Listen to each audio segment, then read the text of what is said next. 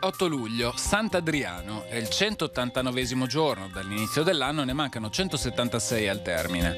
Il sole sorge alle 5:31 e tramonta alle 21:01. La luna si leva alle 4:02 e tramonta alle 20:04.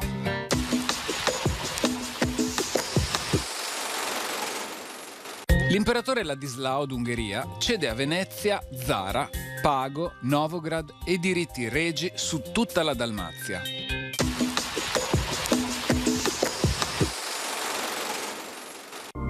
Le previsioni per domani. Di notte residue piogge locali con nuvolosità in diminuzione.